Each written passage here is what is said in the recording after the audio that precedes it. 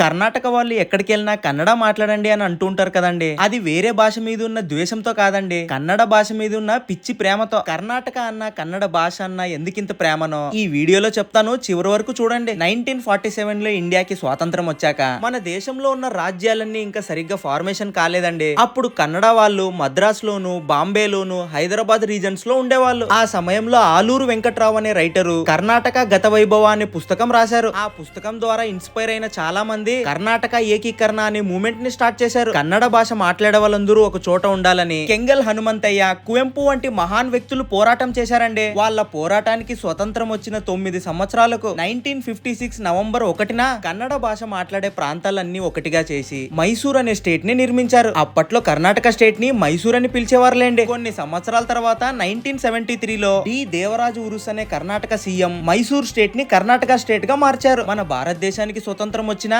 కర్ణాటక రాజ్యానికి స్వతంత్రం రావడానికి 9 సంవత్సరాలు పట్టింది. ఆ 9 సంవత్సరాల్లో కర్ణాటక వాళ్ళు ఎన్ని కష్టాలు పడుంటారో ఒక్కసారి ఆలోచించండి. మీరు మాత్రం సోషల్ మీడియాలో కన్నడ మాట్లాడండి అనే వీడియోస్ అన్ని చూసి కన్నడ వాళ్ళని, కర్ణాటక వాళ్ళని నెగిటివ్ గా అర్థం చేసుకున్నారు. మీ లైఫ్ ని, కెరియర్ ని సెట్ చేసుకోవడానికి మీరు కర్ణాటకలో ఉద్యోగం చేయొచ్చు, కానీ కన్నడ మాత్రం మాట్లాడమని తిరస్కరిస్తూ ఉంటారు. ఏ ఇంజనీరింగ్ లో, డిగ్రీలో చేయమని చెప్పట్లేదు కదా భయ్యా, ఒక లాంగ్వేజ్ ని నేర్చుకోమని చెప్పడం కూడా తప్పేనా? అంతా ఓకే గానీ నన్ను కూడా కన్నడలో ఎందుకు వీడియోస్ చేయట్లేదని పబ్లిక్ ప్రశ్నిస్తున్నారు మావా. త్వరలో మనం కూడా కన్నడలో వీడియో స్టార్ట్ చేస్తున్నాంలేండి. వెంటనే నా కన్నడ అకౌంట్ ని ఫాలో చేసుకోండి.